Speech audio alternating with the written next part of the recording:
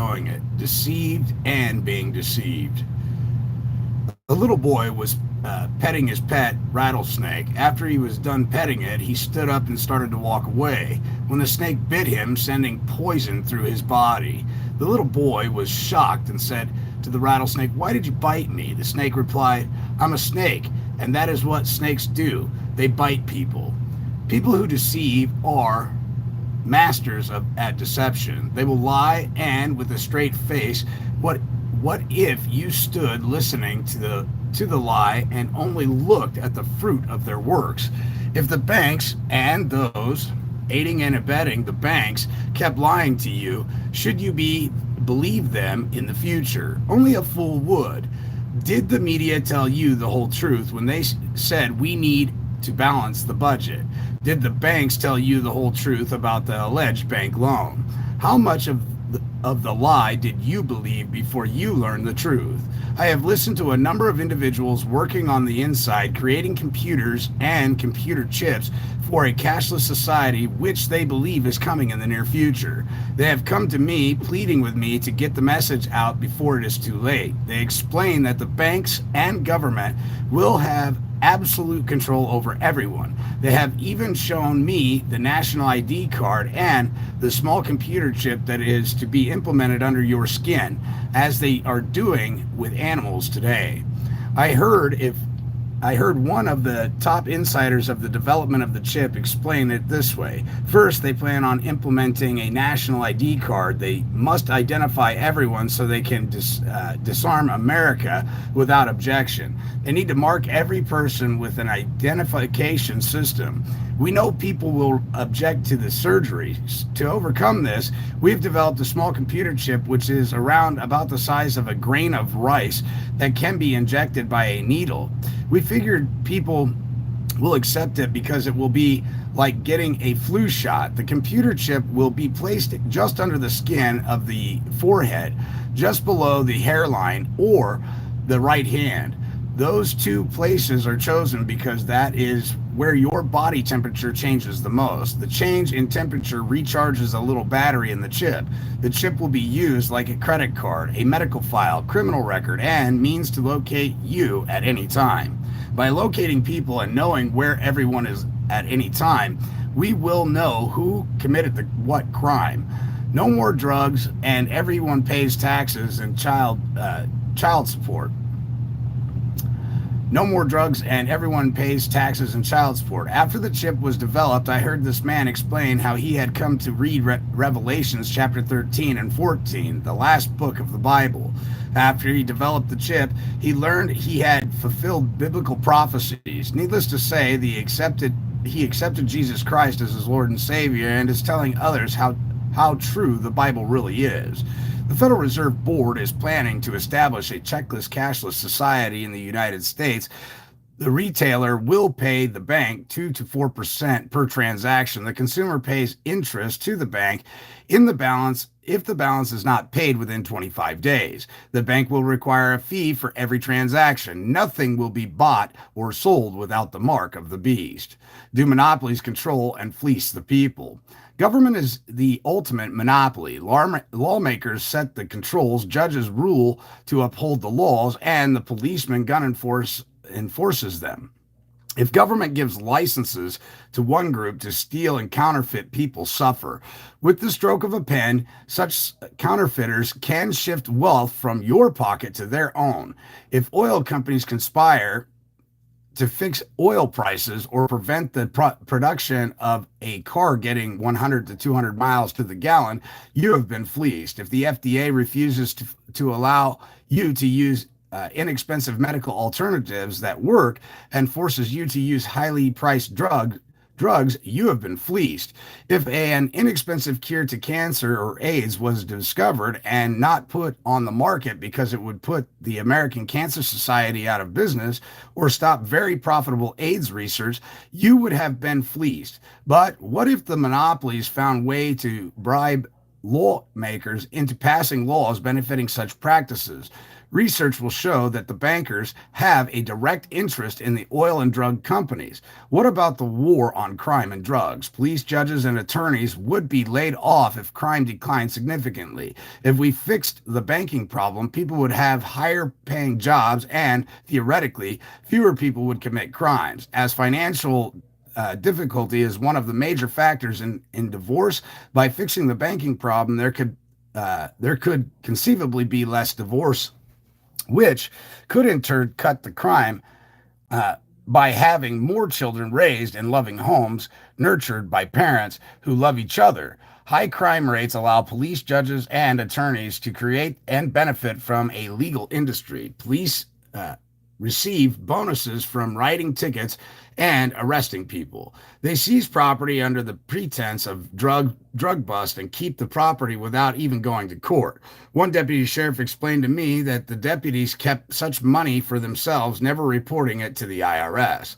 The television show Dateline had a story January of 1997 which showed Louisiana police pulling over out-of-state drivers for improperly changing lanes. The people claim they did not even make lane changes. The primary purpose of such procedure was to seize property, civil asset forfeiture. If you had had an expensive car, you were targeted. Dateline brought in their camera and was picked up without violating the law. The nation was outraged, and many people wrote back to Dateline saying that this was one of the clearest violations of human rights, as well as one of the clearest cases of the abuse of power that they had seen in a while. Asset forfeiture laws are aimed at drug traffickers. All they need is probable cause to seize your car and put you in jail. The police officers receive a bonus for seizing your assets. Louisiana police were making a business out of pulling over innocent victims and seizing their assets. It is more profitable than taxation and quicker. A cop is paid less than $200 a day but can seize $100,000 in a day without ever having to go to court. Why would police or the judicial system want innocent people in jail? To pay off the elected public officials and their supporters. The courts have a gold fringed flag which symbolically upholds the national bankruptcy created by the banks. Bankruptcy takes away your constitutional rights. Gun owners know this process through the controversy over the right to bear arms. Their rights were replaced by a privilege, a license to have a gun. Notice how the government is turning the jails into private institutions to make a profit, cut the food and medical benefits to prisoners, and the profits go up. Use slave labor and profit go up. The ones aiding and abetting the banking institutions are the ones behind the judicial system perpetrating such practices. I believe a large percentage of the prison population could be classified as political prisoners. People exposing government activities have been thrown in jail and silenced. These government created monopolies illustrate the New World Order, one world government, that our banking system and government are pushing onus upon us, on us. A few wealthy people influence the judicial system to fleece citizens for a profit. The wealthy, in turn, reward the politicians who cooperate, giving them money and media backing to stay elected. The wealthy can decide who is and who is not elected. Uncooperative politicians receive media smears. He who owns the gold makes the rules. Control over the creation of money, the media, and the judicial system is the ultimate monopoly. As long as a citizen falsely believes that there is freedom and equal protection, no change will take place. The wealthy must maintain the illusion that this is the land of the free, home of the brave, and with equal rights for all people. Freedom is costly to maintain. Diligence is required, or it will be stolen from you. The wealthy fear the truth. They fear an educated populace. It is up to you to decide if such information will spread or be silenced. Think about it. The future of our nation hangs in the balance, truth and justice or bankruptcy and slavery. The decision is yours. How can the banks lose money?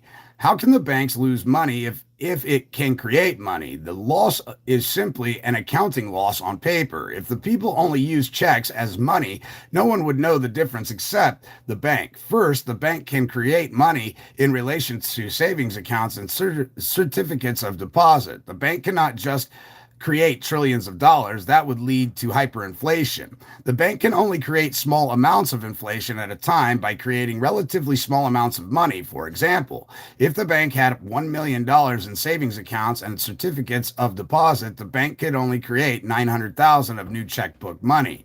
The loan to loan out. The $900,000 new bank liability must be redeemable in legal tender.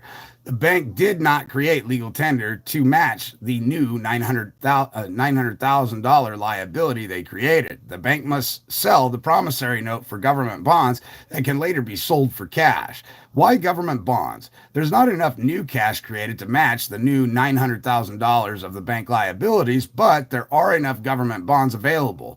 The alleged bank loans inflate the economy. The more money created, the more prices go up. The people were loaned $900,000 and must pay back the bank $3 million with interest. The people must pay back $2,100,000 more than there is money in the economy. The banks must create and loan out more and more money. So you must work to earn money to repay the interest, or the bank forecloses on your property. The more loans, the more debt and interest people pay. Suddenly, the men must ask their wives to work to pay the interest. Soon, both the husband and wife cannot earn enough to pay the interest. Either the children must start working or the family runs out of money. The more interest they pay, the less groceries, shoes, dresses, and vacations they have for money for. The less people spend, the less revenue businesses have. Businesses have to cut costs and lay people off. The bank forecloses on your house and car because you cannot pay the interest. House prices go down because people cannot afford to pay the high prices. House prices are only as high as people can afford to pay.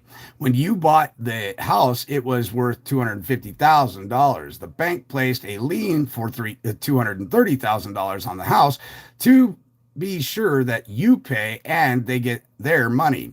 Because families have less money due to the enormous debt, they cannot afford to pay the high prices of homes, and the price drops. The appraiser lowers the appraised value from 250,000 to 200,000.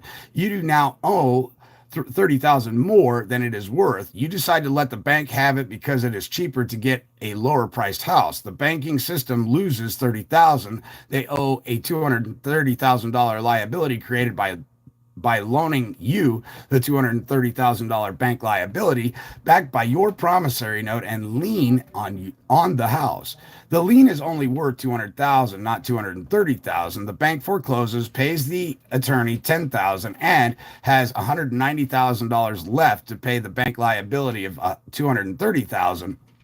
It is a paper loss of $40,000. The Federal Reserve Bank has control over the money supply, interest rates, and the economy. According to one bank auditor, the goal is to close out the small banks to end up with one huge bank and to force total control of the economy. Notice how big banks are buying out small banks that have paper losses. The government passed the NAFTA, NAFTA, and GATT agreement. The American worker making $10 per hour must compete with a Chinese laborer who may be paid 10 cents or less an hour. American wages must go down to compete with China's labor, but you still owe the bank the same amount. You get squeezed and cannot pay the interest. Why would the banks want NAFTA and GATT anytime one can debauch the currency and know ahead of time where to invest? There are huge profits to be made. Imagine Mexico selling cows for significantly lower prices than ranchers in the southwest United States. The ranchers would lose their ranches, not being able to sell their beef at high enough prices to pay their loan payments. How would the banks profit? If the ranch was worth $2 million and owed the bank $500,000, there's a quick $1.5 million profit. Is it true? I can tell you that I have received telephone calls saying this is happening. Whether it is true or not does not matter because it could happen in almost any industry. The banks pushed Congress to pass NAFTA and GATT. The media supported Congress passing the agreements. It was done to increase the profits of certain banks and media corporations. If banks are creating all that money, why is there not more inflation? Inflation is not only the price of bread going up, inflation is your standard of living declining. A few years ago, only one spouse needed to work to pay for the family budget. Today, both spouses need to work. This is the result of inflation. Banks create money and loan it out. So, why is there not more inflation? Who owns the $5 trillion of national debt, which is way higher than that at this point? Much of it is owned by foreign interest. When you pay taxes, the tax money is sent out outside our borders, decreasing the money supply in the United States. The IRS takes your earnings and decreases the money supply further by using your taxes to pay interest to foreigners who hold the government bonds. Do you think that these people are interested in what is best for America? When we come back, chapter 40, is there a media blackout?